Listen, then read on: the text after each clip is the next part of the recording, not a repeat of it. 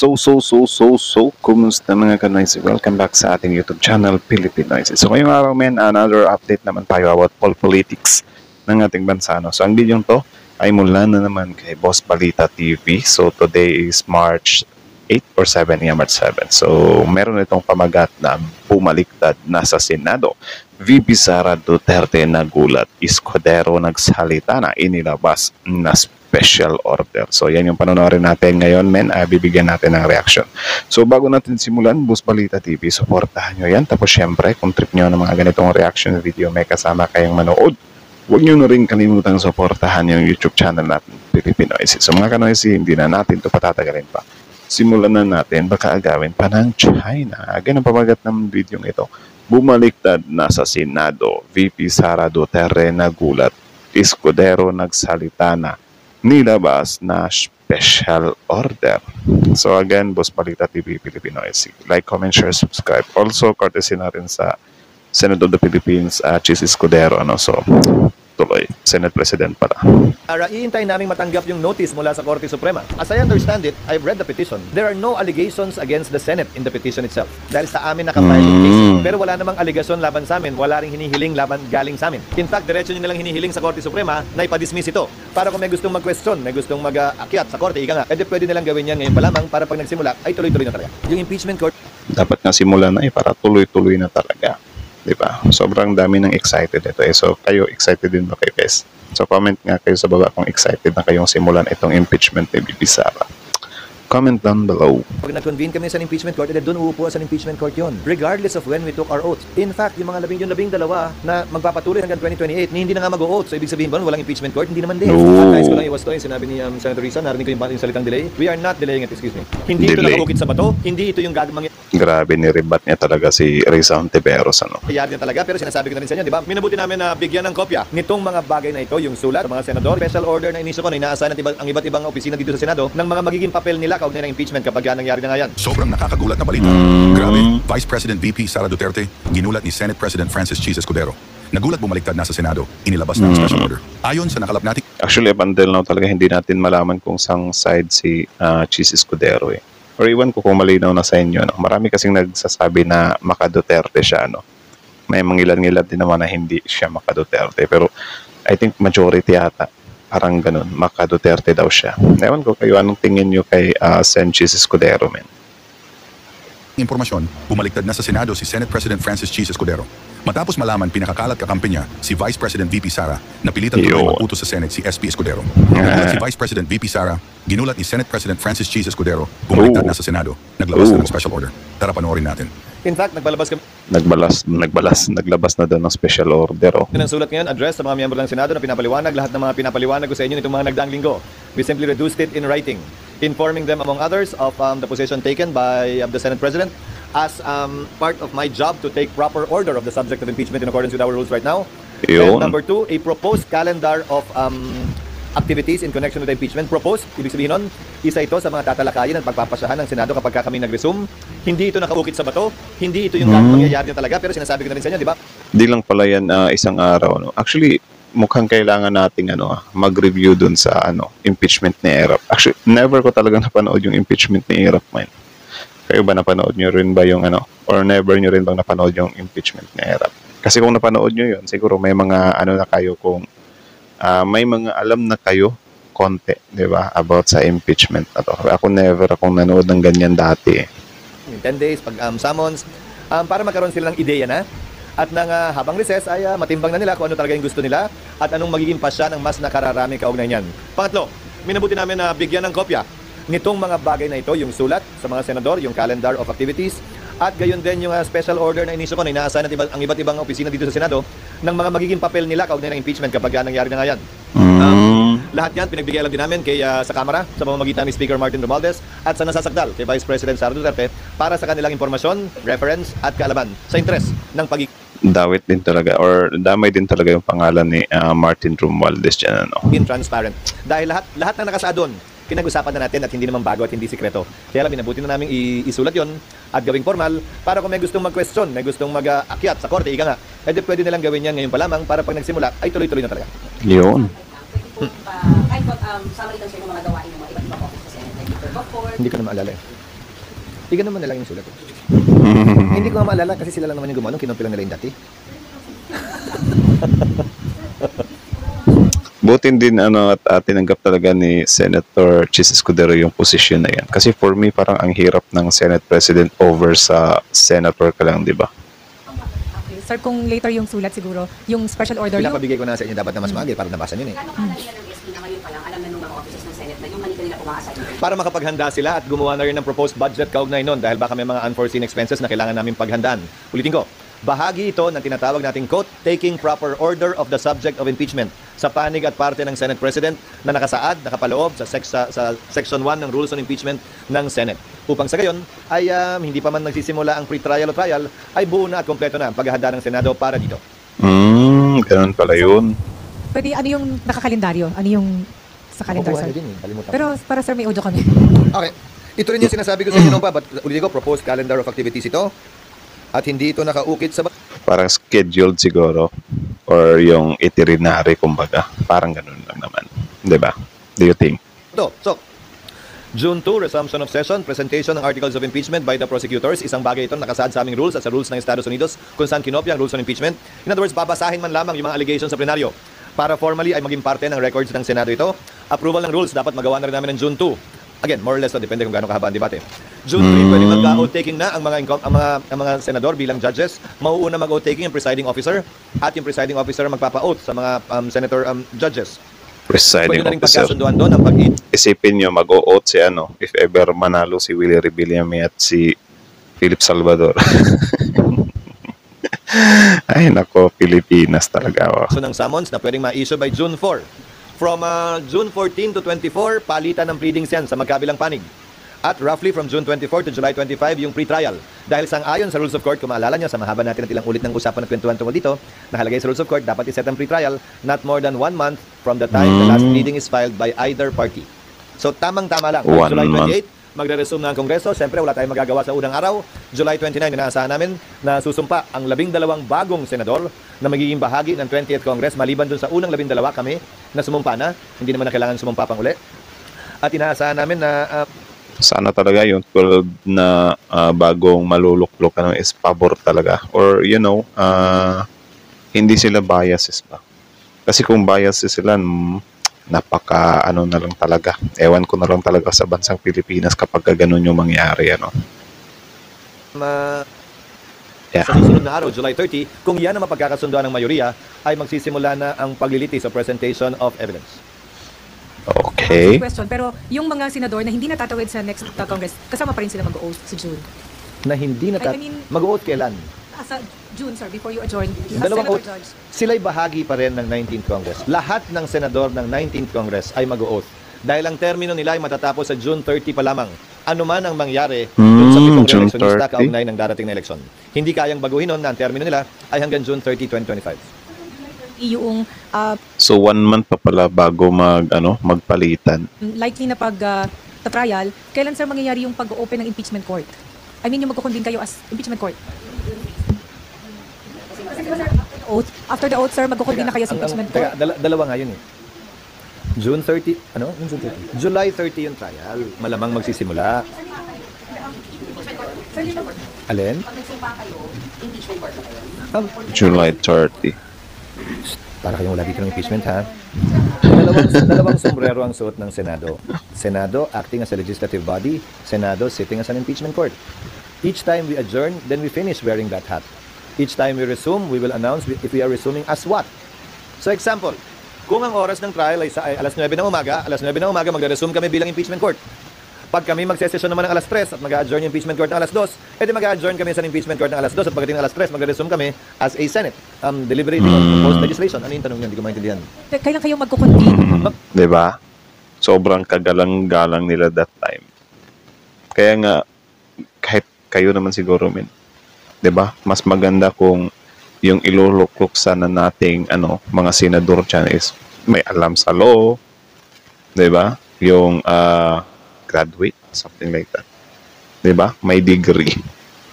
Kasi, syempre, sila yung mag-i-impeach. Sila yung gagawa ng batas. Diba? Dapat may alam talaga sila sa, sa pwesto na yan. Hindi lang basta-basta na parang, ano yung puso mo, maka-Pilipino, di ba? Convene kami twice under the 19th Congress, as I said, and under the 20th Congress. Tutuloy nga to, di ba? Yun yung matagal na natin pinag-uusapan. Mag-o-oath yung mga members ng 19th Congress para magampanan nila yung trabaho. Kaugnay ng pag-issue ng summons sang ayon sa aming rules. At Tapos, magpapatuloy yung pre-trial dahil kung yun ang nakasaad nga sa rules namin, yun yung pinapanukala namin na aprubahan ng mayoriya. Tapos sa July 29 mag-o-oath yung 12 bagong senador. July 30 magko-convene yung impeachment court. kaya nga sobrang pangit nga kasi yung impeachment, nilagay nila sa gitna. Di ba? Like, ano yan, magpang-abot yung dati at yung mga bagong senador. Di ba? Dapat ginawa na nila yan before election pa lang Di ba? Or after election. Kapag after naman, ewan. Mag-oath kayo during the plenary session ng Senate as legislative body. And then, immediately after, you'll... Depende sa mayoriya. That can happen the following day. Most likely the following day. Anong oras na ba yun? Depende. So, magkukonvene na kayo. I'll give you an example din pa. Ikaw naman. Kung morning ang session, Parang napipiko na si Senator Chis Escudero sa mga nagtatanong. Press ata yan. I think press. ng impeachment court. Mag-o-oath kami in plenary ng July 30. And clearly, hindi kami dedire-diretso pag-oath namin. Di ba? The following day na kami mag-o-open ng court, if ever, ng July 30. Hindi ko maintindihan yung... Yung boundary ba na taking nyo, yun din po ba yung technically pag-continue po? Hindi nga Galit na si Chismen. Share nyo na lang yung papel nakalagay July 30. Proposed yun ha. This is proposed. I told you to give it to them earlier. Proposed yun ha. Lahat to proposed. Again, pinag-uusapan natin lahat to ilang ulit na. Sinulat lang namin para mas maintindihan. Magko-convene ng Senate pag-resume namin, most likely nga July 3. Sabi ko, di ba? July June 3. 3. Wala June namang session 3. July 3. Kayo, ngayon? After voting, yung issuing summons, The impeachment court is the one that should issue summons, not the plenary. Unless the rules authorize the Senate President to issue it on his own. Kaya depende.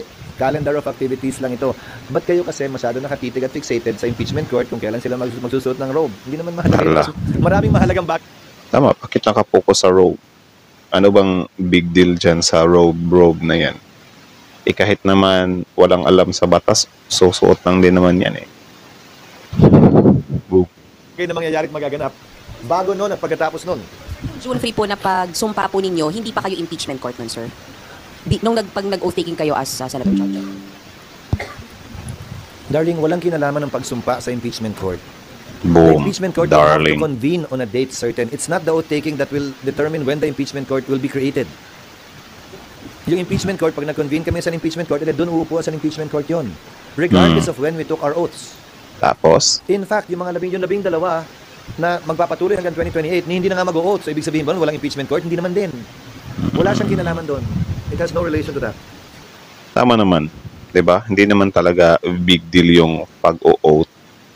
Siguro, ang dapat nating bantayan dito is yung mga senador mismo. Kung ano yung gagawin nila during impeachment. Kasi kung aanga-anga lang din sila doon, wala din. Tayo lang yung sasakit yung ulo. It depends on when and how the gavel is banged at kung anong sinabi na kino-convene. Impeachment court ba o Senate ba? That's what will determine when the impeachment court will be convened. Yung pagpukpok ng gavel. Yes. Gavel. According to the letter that was shared on your Viber GC, ang schedule ng trial by June 30 is from 9 a.m. to 2 p.m. That's what we're proposing, but again, this is a proposal subject to the majority so that our legislative work will not be affected. Sir, I will admit that I was already here during the Legislative Corona work. trial. I remember noon, to Sawa. Bakit hindi ganun ang schedule niyo? Oo, no. Meron din palang nangyari na dati yung kay Corona, di ba? Okay. Yung trial, Oo. Kasi nung Corona, to Sawa. again, kasi naepektuhan ng labis yung aming legislative function at legislative work. Ngayon, malaking bahagi ng Corona impeachment nangyari din nung recess. So wala naman talagang sesyon. Committee hearing lamang ng umaga ang meron. So pwede talaga yon. Pero kung meron kaming sesyon, hindi namin pwedeng isuspended animation ang legislative work ng Senado, lalo na pag-uusapan dyan, yung pinaka-importanteng piraso ng legislasyon na dapat ipasa ng Kongreso, ang taon ng budget. Sir, pero kung 9 a.m. to 2 p.m., Why not madaliin na lang, di ba? Schedule na lang na 1 month na lang yung impeachment para tapos agad. Patif lang naman kasi wala naman tayo kaalam-alam talaga dyan. Di ba? itong i-adopt by your colleagues, kailan ang schedule niyo for committee hearings? Kasi you will all be... We will allow committee hearings to conduct hearings. We will allow committees to conduct hearings during session. unless may kailangan pagbotohan that their physical presence would be needed in plenary. So it will be like 3 onwards yung committee hearings? Yes. No, that is the proposal in order to make the most of our time. Kasi kung gagawin namin hapon, edi kailan naman kami magsesesyon? Mas madaling payagan yung mga komiteng mag-hearing habang may session by way of an exemption to our rules. Para sa gayon, magawa namin yung pareho pa rin. Madalas naman kailangan lamang ang quorum kapag ka nagta-third reading kami sa simula at sa attendance, hindi ba? So pagkatapos nun, pwede na at kaya na. Sir, you mentioned that you also wrote Kung ano lang talaga men, yung mga politiko is tawag dyan, sobrang invested lang sila sa pagiging senador. Like, law lang talaga. Or, gagawa sila ng law, something like that. Yung legislative work, something like that. Siguro, wala nang tatakbong senador or konti na lang yung tatakbo. Yung ibang mga senador kasi ngayon, tumatakbo lang kasi parang gusto lang mamigay ng ayuda. Anak ng teteng. Diba? Kita nyo si Willie Rebillame, sabi niya, gusto niya lang makatulong sa mahirap. Ayaw niya nang gumawa ng batas, di ba? Anong gawa-gawa ng batas? Nakakatulong ba yan sa mga mahirap? So parang ang trabaho ng senador, wala na, binabago na nila. Ang gusto nila sa mga senador is puro focus lang din tulong sa mahirap. May narinig pa nga akong video dati na yung kay Bongo daw. Hindi daw talaga gawain niya ng senador. Pero parang dun siya pumorte. Diba? Though maganda yung impact nung Malasakit Center na yun, pero parang may mga nagkomento nga doon or kinorek pa nga yun, diba, na parang hindi niya naman daw talaga torno yun, yung Malasakit Center na yun. Hindi daw yung trabaho ng senador. Pero parang nagda-dive lang siya doon sa part na yun para siguro ma-recognize siya, maano yung pangalan niya, diba? Kaya yung ibang senador din natin ngayon na tatakbo is more on focus lang din sila. Yun, example si Willie, tulong ng mahirap, di ba? So parang ayuda-ayuda na lang. the parties, the prosecution and the defense, Basically informing them of the letters we sent out and the memo that we sent out to the officials of the Senate. the letter to the parties also has the proposed timetable. Yes. So essentially, As an kung ano- attachment to the letters to the senators. so essentially kung ano yung sinare nyo sa amin, can we get a copy of the letters to the parties? Yes. Ang pinabigay ko na kanina. Yes. Sir, yung pong kukuhain natin na Ramdam mo talaga yung piko ni Senator Jesus Private Cudero. lawyers. Bigyan nyo na. Bigyan nyo kayo. Ilang kopya meron kayo? Isa lang o tatlo? Kulang SP. yan. Isang kopya lang yan. Sir, Kasi naman. sir, yung legal Tatanda team. ako sa inyo. Yung legal team, sir, meron na pong kausap talaga na makakapartner yung Senado. Wala pa. Yung unang kinausap namin, kaya ayaw kong bagitin sa inyo nung una, tumanggi. Dahil yung kanilang mga commitments prevents them from participating in supposedly highly politically charged cases. Ooh. So we are still searching. But in the meantime, the Solicitor General will stand and represent us in any litigation before any court, most likely before the Supreme Court. Isa pa lang naman yun sa amin, di ba? Yung mandamus kaugnay ng pag-hearing. Isa pa lang, di ba? Isa pa lang, sabi mo yan. Yung kay VP Sara, iintayin namin matanggap yung notice mula sa Korte Suprema. Because as I understand it, I've read the petition. There are no allegations against the Senate in the petition itself. The Senate was merely included as a necessary party dahil sa amin nakafile yung case eh. Pero wala namang allegation laban sa amin, wala ring hinihiling laban galing sa amin. In fact, So parang yung mga congressman lang. Or wala lang, gusto lang talagang mag-petition ni VP Sara para hindi siya ma-impeach. diretso nyo nalang hinihiling sa Korte Suprema na ipadismiss ito. So, i-refer namin malamang ito sa Solicitor General matapos naming matanggap yung notice kung talagang pinapa-comment kami o hindi. Dahil sa pagkakaalam ko, hindi rin kami named party dun sa nabasa kong petisyon. Baka iba kasi Okay. naisaad ng spokesperson doon sa actual na notice na matatanggap namin. So we will formally await the notice coming from the Supreme Court. As of today, wala pa kami natatanggap kaugnay sa petisyon ni Vice President Sara. So, yun lang naman, min. So, kayo, ano masasabi nyo doon? Comment down below. Tapos yun, pag-usapan natin yan sa comment section. So, again, ang balitang yun ay mula kay ang video yun ay mula kay Boss Balita TV. So, supportahan nyo yan. Original video link in the description box below. Tapos, syempre, bago nyo iwan yung YouTube channel natin, Pilipinoise, don't forget to like, comment, share, subscribe. Also, courtesy na rin kay Senate President Jesus Cudero, or sa Senate of the Philippines ba yan? Something like that. So, supportahan nyo rin, subscribe nyo rin sila, panoorin nyo rin yung mga videos nila, di ba? So, kayo men, ano masasabi nyo dito? Comment down below. Pag-usapan natin yan sa comment section. So, yun na nga, di ba, yung impeachment is parang magpang-abot, di ba, yung 19th Congress at yung 20th Congress niyan, di ba? So, parang, ewan ko ba, mas magulo talaga siya kung iisipin na parang hati yung mga senador. Ewan ko kung ang mangyayari dyan is yung 19th Congress na hindi nga kasi next pa nga magsisimula yung impeachment, di ba? July 30. So it means nandyan na yung mga bagong senador din. Di ba? Kasi ang gulo-gulo eh. Parang yun nga, napapansin din ng taong bayan, mga mostly nagko-comment dito. Parang nakakapansin sila na parang dinidelay daw. 'Di ba, na parang ewan ko kung hahatiin nila yung mga senador na maka-administrasyon at maka-Duterte. Siguro kung kung lang talaga yung mga senador na boboto dyan, 'di ba? Na is magbe-base sila sa mga ebidensya. Like, for example, si Robin Padilla, since mag-automatic no na daw si Robin Padilla, di ba? Siguro if ever walang mangyayaring ganyan na may mga biases ka lang, di na tayo magdududa or mangangamba kapag next election na mangyayari yung impeachment. 'Di ba? Like for example, kukulangin sa boto, 'di ba?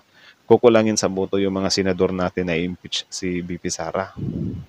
Kapag ganyan sana yung mangyari, tanungin yung ibang mga hindi bumoto. For example, unahin natin si Robin Padilla talaga kasi sobrang bias niya kay VP Sara, di ba? So sana tanungin natin si Robin Padilla kung bakit mo ba hindi siya binoto? Ano bang masasabi mo dito sa mga ebidensyang to? Facts naman to, mga ebidensyang to. Like, sana ang mangyayari dyan is parang ipoprove ni Robin Padilla na peke yung mga ebidensya na yun. Ngayon, kung mapoprove ni Senator Robin Padilla yung mga ebidensya laban sa impeachment kay VP Sara na hindi yung totoo or peke or walang bisa, edi mag-a-agree tayo doon na parang, okay, tama ka naman pala Robin Padilla. Pero kung hindi niya kayang i-prove yun, di ba? Edi sana hindi counted yung boto ni Robin Padilla. Di ba? Para walang biases kasi senador nga sila, di ba? Dapat yung pinanunungkulan nila is yung taong bayan. Di ba? Hindi lang yung wala lang, personal option ko lang to. Di ba? Which is lantaran naman yan kasi si Robin Padilla mismo nagsabi niyan na magno-no siya. Hindi pa nga niya nakita kung ano yung mga basihan ng impeachment. Mga pwedeng gamitin laban kay VP Sara. Di niya pa nga nakita, di ba? So sana may mga mga ganong scenario or mga ganong instances ba? May mga ganong double checking bang tawag dyan.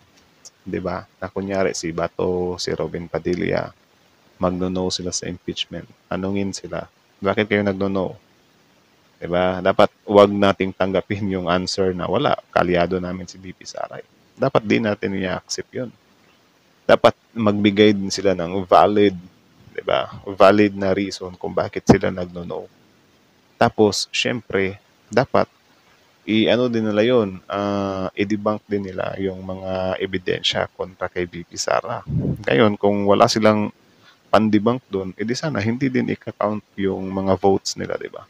Para yung impeachment maging makabuluhan naman. Di ba? Para ma-serve din naman yung gusto ng taong bayan. So yun lang naman. Ewan ko kung ano yung pinagsasabi natin dito. But I think yun na lang muna. So kayo guys, anong masasabi nyo dito? Comment down below. Tapos yun, pag-usapan natin yan sa comment section. So again, Boss Balita TV, Filipino IC. Like, comment, share, subscribe. Filipino IC is out.